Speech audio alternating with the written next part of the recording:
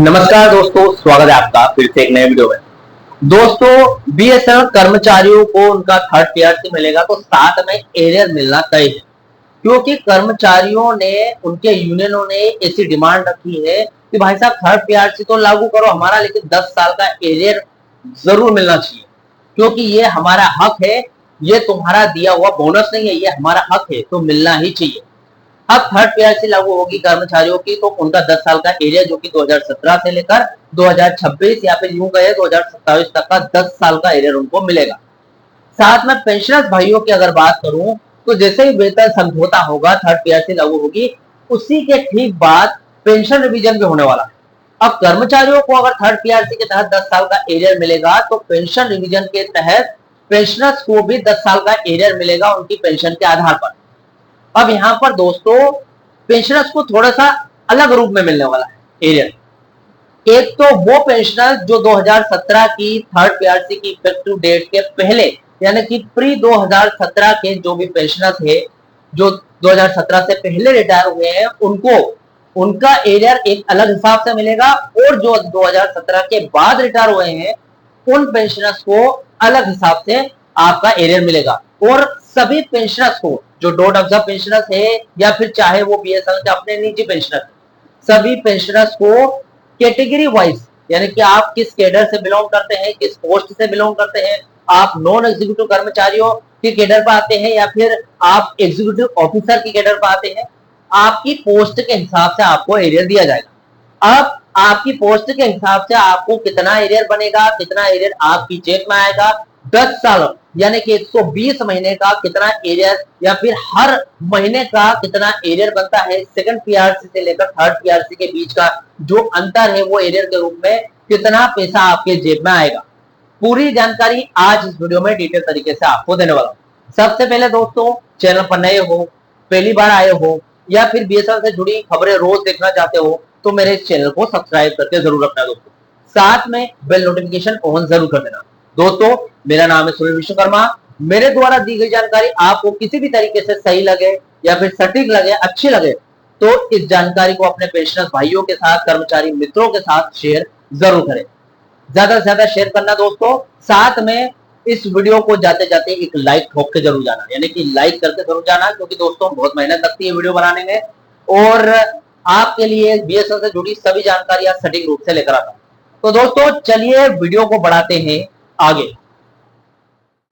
दोस्तों देखिए, एरियर की बात करें, 10 साल यानी कि 120 महीनों का एरियर, जो कि अगर बीएसएनएल पेंशनर्स को 1 जनवरी 2017 से लेकर 2027 तक का पूरे 10 साल 120 महीनों के पेंशन एरियर की अगर बात करूं दोस्तों, तो किस पेंशनर्स के बैंक खाते में कितना पैसा आएगा, इसका पूरा गणित समझने वाले आज। अब एरियर का बेसिक गणित समझते हैं, कैलकुलेशन कैसे होता है। मेरे पास दोस्तों कोई बोर्ड नहीं है, लेकिन फिर भी मैं आपको अच्छी तरीके से एक्सप्लेन करने की कोशिश करूंगा। अब दोस्तों, पेंशन एरियर का हिसाब इस बात पर डिपेंड करता है, इस बात पर कि सबसे पहले पेंशनर 2017 से पहले, यानी कि प्री 2017 से पहले रिटायर हुआ था या 2017 के बाद पोस्ट 2017 रिटायर, ठीक है। दोनों अलग अलग पेंशनर्स है और इन सबकी कैटेगरी वाइज आपको बताने वाला। देखिए दोस्तों, यहाँ पर रिटायरमेंट एक तो ये हो गया, उसके बाद रिटायरमेंट के समय उनका केडर क्या था, वो नॉन एग्जीक्यूटिव पेंशनर्स थे या फिर एग्जीक्यूटिव ऑफिसर के पेंशनर्स थे। उसके बाद तीसरा ये है कि पेंशन रिवीजन के समय आपका जो फिटमेंट फैक्टर है वो कितना तय होता है। 0% देगी सरकार, 5% देगी, 10 या फिर 15% फिटमेंट तय करेगी, उस पर डिपेंड करेगा। यानी कि इन तीन तरीकों से आपका एरियर तय होगा। अब दोस्तों, अगर हम औसतन 10 से 15% फिटमेंट लेकर चले, जो कि वैसे तो कर्मचारियों यूनियनों की या फिर पेंशनर यूनियनों की डिमांड ये है कि 15% फिटमेंट दे, लेकिन यहाँ पर एक पेज फंसता है कि सरकार ये बोल रही है कि 0% देंगे, इससे ज्यादा नहीं देंगे। अगर हमने बीच का मान के चला, 10% से 15% के बीच में मान के चलते हैं, तो दोस्तों जो आपकी पेंशन में बढ़ोतरी 120 महीनों का जो अंतर है उसका हिसाब लगाए तो एरियर की रकम कुछ इस प्रकार बनती है। जैसे कि किसकी जेब में कितना पैसा जाएगा, केडर वाइज अनुमान बताने वालों को देखिए। सबसे पहले नॉन एग्जीक्यूटिव पेंशनर्स की बात कर लेते हैं। जो नॉन एग्जीक्यूटिव कर्मचारी है वो रिटायर हुए थे, तो उनके जेब में कितना पैसा आएगा। देखिए, नॉन एग्जीक्यूटिव ग्रुप सी और डी की अगर हम यहाँ पर बात करें, जैसे कि फोन मैकेनिक हो गए, टीटीओ हो गए, सीनियर टो हो गए, इसी के साथ ऑफिस असिस्टेंट हो गए, इनकी बात करने वाला हूं दोस्तों। यहाँ पर आपको 2017 से लेकर 2027 10 साल के एरियर की बात करूं दोस्तों, तो आपको हर महीने यानी कि 120 महीने तक 10 साल में हर महीने आपको 2,500 रुपए से लेकर 5,000 रुपए प्रति माह की बढ़ोतरी देखने को मिलेगी दोस्तों। अब इसको 10 साल में कैलकुलेट करें, 120 महीना का कितना होता है, तो कुल पेंशन एरिया आपको मिलेगा 3 लाख से लेकर 6 लाख रुपए तक का आपकी पोस्ट वाइज मिलेगा, जो मैंने अभी आपको बताया। फोन मैकेनिक, टीटीएस या फिर सीनियर टो हो गए, ऑफिसर असिस्टेंट हो गए, इनको 2,500 से लेकर 5,000 रुपए पर महीने की बढ़ोतरी के साथ 120 महीने के बनते हैं 3 लाख से 6 लाख रुपए के बीच में आपको एरियर के रूप में मिलेगा। अब दोस्तों इससे अतिरिक्त फायदे भी मिलने वाले हैं, जो कि पोस्ट 2017 के रिटायर्स यानी कि 2017 के पहले जो भी रिटायर हुए हैं उनको मिलने वाले हैं।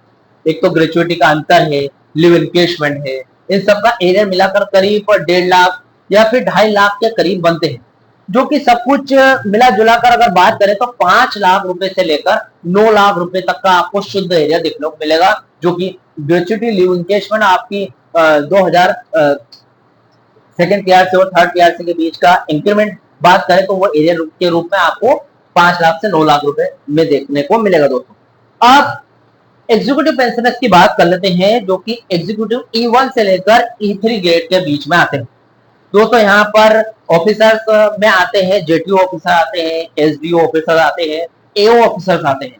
अब यहाँ पर दोस्तों हर महीने का कितना बढ़ेगा, इनको थर्ड पीआरसी लागू होने पर एरिया कितना मिलेगा, 5,500 से लेकर 9,500 के बीच में आपको मासिक वेतन बढ़ने वाला है, सॉरी मासिक पेंशन में बढ़ोतरी होगी। यानी कि सेकंड पीआरसी पर जितना है उससे थर्ड पीआरसी पर कितना बढ़ोतरी होकर मिलेगा, तो वो मिलेगा 5,500 से 9,500 के बीच में। अब दोस्तों इसको 10 साल के एरियर में कन्वर्ट करें कि 10 साल का एरियर कितना बनता है, 120 महीने का, कम से कम कुल पेंशन एरियर बनेगा आपका दोस्तों 6.5 लाख रुपए से लेकर 11.5 लाख रुपए के बीच में आपको बनने वाले हैं एग्जीक्यूटिव एम्प्लॉयज में, यहाँ पर जो मैंने केडर बताया उनके हिसाब से। अब इनमें आपको अतिरिक्त फायदे मिलेंगे, जो कि पोस्ट 2017 रिटायरीज है, ग्रेचुइटी का अंतर मिलेगा, कम्यूटेशन का अंतर मिलेगा, साथ में लिव इनकेशमेंट का अंतर, इन सबको जोड़ जाड़ के 2.5 लाख रुपए से लेकर 4.5 लाख रुपए के बीच में बनेंगे। अब जो कि दोस्तों अगर हम कुल मिलाकर ग्रेचुइटी, लिव इनकेशमेंट, कम्यूटेशन और इसके साथ आपका जो सेकंड पीआरसी और थर्ड पीआरसी के बीच का अंतर यानी कि जो इंक्रीमेंट है आपके पेंशन का, ये सब जोड़ जाड़ के अगर मैं बताऊं तो करीब 8 लाख रुपए से लेकर 15 लाख रुपए से भी ज्यादा आपका एरियर बनता है 120 महीने यानी कि 10 साल का, जो कि आपको मिलना तय है, आपको मिलना बहुत जरूरी है नियम के हिसाब से। अब दोस्तों यहाँ पर सीनियर एग्जीक्यूटिव ऑफिसर की बात कर लेते हैं। यहाँ पर जो सीनियर एग्जीक्यूटिव ऑफिसर है, जो कि E4 से लेकर E7 ग्रेड तक आते हैं, उनमें से जैसे दोस्तों डी हो गए या फिर एजीएम हो गए, डीजीएम हो गए, टीडीएम हो गए, और भी है जो कि ऑफिसर यहाँ पर सीनियर ऑफिसर के लेवल में आते हैं। उनकी मासिक पेंशन में हर महीने 2017 से लेकर 2026 तक हर महीने आपको 10,000 रुपए से लेकर 16,000 रुपए से भी ज्यादा हर महीने का अंतर देखने को मिलेगा, जो कि सेकंड पीआरसी और थर्ड पीआरसी के बीच का अंतर एरियर के रूप में आपको मिलने वाला है। अगर दोस्तों इसको 10 साल यानी कि 120 महीने में कन्वर्ट करें तो आपको कुल पेंशन एरियर का 12 लाख से लेकर 19 लाख रुपए से भी ज्यादा एरियर बनता है आपका 10 साल का, जो कि नियम के हिसाब से आपको दिया जाना जरूरी है। अब दोस्तों यहाँ पर इसके अलावा अतिरिक्त फायदे की बात करें, जो कि पोस्ट 2017 के रिटायर्स है, यानी कि 2017 से पहले जो रिटायर हुए, अन्य रिटायरमेंट बेनिफिट्स की बात करें तो 4 से 6.5 लाख रुपए एक्स्ट्रा आपको देखने को मिलेंगे। यानी कि देखा जाए तो समथिंग 17 लाख से लेकर 25 लाख के बीच में कैटेगरी वाइज आपको एरियर मिलने वाला है। सभी लिव इनकेशमेंट, ग्रेचुइटी, कम्यूटेशन या फिर आपके इंक्रीमेंट की बात करें, सब कुछ जोड़ डालकर अगर बात करूं सीनियर ऑफिसर की तो इतना मिलेगा, 16 लाख 17 लाख से लेकर 25 लाख प्लस आपको एरियर के रूप में मिलेगा। तो दोस्तों यहाँ पर मैंने प्री यानी कि 2017 से पहले जो रिटायर हुए थे पूरा ग्रेड के हिसाब से आपको बता दिया है, या फिर उनकी पोस्ट के हिसाब से उनको कितना मिलेगा, पैसा कितना जेब में आएगा, नॉन एग्जीक्यूटिव को कितना मिलेगा, एग्जीक्यूटिव ऑफिसर को कितना मिलेगा, या फिर सीनियर एग्जीक्यूटिव ऑफिसर को कितना मिलेगा, सब बता दिए। अब यहाँ पर दोस्तों जो प्री 2017 से पहले जो रिटायर हुए हैं उनको यहाँ पर इंक्रीमेंट मिलेगा, क्योंकि उनका ग्रेचुइटी, लीव एनकेशमेंट और साथ में कम्युटेशन वगैरह ये ऑलरेडी आपका 2017 से पहले दो सेकंड पीआरसी के तहत रिवाइज हो चुका है। लेकिन थर्ड पीआरसी इफेक्टिव डेट के बाद जो रिटायर हुए हैं, यानी कि पोस्ट 2017 रिटायरीज हैं, उनको दोस्तों लीव एनकेशमेंट, कम्युटेशन या फिर ग्रेचुइटी का जो पैसा सेकंड पीआरसी के तहत रिवाइज हुआ था, वो फिर से उनका रिवाइज होकर उनके अंतर का यहाँ पर मिलने वाला है पैसा उनको एरियर के रूप में। और साथ में पेंशन इंक्रीमेंट का जो पैसा है सेकंड पीआरसी से लेकर थर्ड पीआरसी के बीच का अंतर, वो भी आपको देखने को मिलेगा। बिल्कुल कैटेगरी वाइज जो मैंने बताया वैसा का वैसा देखने को मिलेगा। लेकिन अतिरिक्त जो फायदे होते हैं जैसे कि कम्युटेशन, लीव एनकेशमेंट या फिर ग्रेचुइटी की बात करें, ये सब रिवाइज होकर जो 2017 से पहले रिटायर हो रहे उनको नहीं मिलेगा, और 2017 से बाद रिटायर हो उनको ये सब अन्य फायदे मिलेंगे।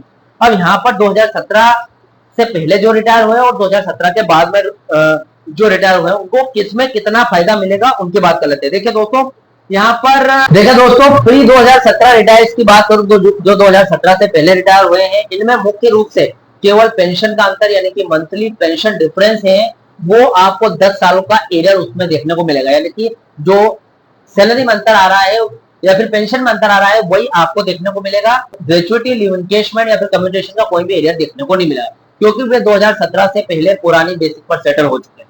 अब पोस्ट 2017 रिटायरीज की बात कर लेते हैं, जो 1 जनवरी 2017 के बाद कभी भी रिवाइज हुए हो, 2017, 2018, 2019 या फिर 2020 कभी भी रिटायर हुए 2017 के बाद, तो इनको डबल जैकपॉट मिलेगा दोस्तों। एक तो 10 साल के पेंशन का एरियर मिलेगा, जो कि सेकंड पीआरसी और थर्ड पीआरसी के बीच का अंतर देखने को मिलेगा, और साथ ही 2017 के बाद रिटायर होते ही समय पर जो ग्रेजुएटी 300 दिनों का लीव एनकेशमेंट, 40% कम्युटेशन है, ये सब जो था पुरानी सैलरी पर कम बेसिक पर रिवाइज हुआ था। अब थर्ड पीआरसी लागू होने पर नई बेसिक पर रिवाइज होते ही इन तीनों चीजों, लीव एनकेशमेंट, ग्रेचुइटी और यहाँ पर कम्युटेशन, तीनों का फायदा आपको फिर से लाखों में मिलेगा दोस्तों। यानी कि 4 से 5 लाख रुपए का एक्स्ट्रा फायदा जरूर मिलेगा आपको।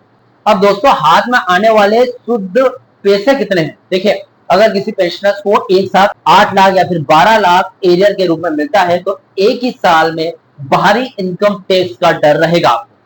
अब यहाँ पर समाधान ये है दोस्तों कि सेक्शन 89(1) के तहत आपको रिलीफ मिलने वाली है। पेंशन जो भी पेंशनर्स है, आपको आपका जो राशि बनेगा, जो कि जो एरियर बनेगा वो लाखों में रहेगा, तो आपको इनकम टैक्स का डर है। किसी भी पेंशनर्स को घबराने की बिल्कुल जरूरत नहीं है, क्योंकि ये जो इनकम टैक्स है बहुत ही कम लगने वाला दोस्तों।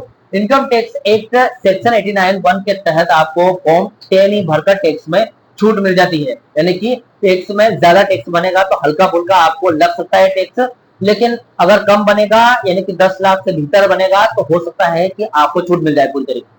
इससे एरियर की रकम जो पिछले सालों में बांट कर दिखाया जाता है, इनसे टैक्स का बोझ है वो न के बराबर या फिर बेहद कम हो जाएगा दोस्तों। और एरियर 90% से लेकर 95% पैसा सीधा आपकी जेब में आने वाला है।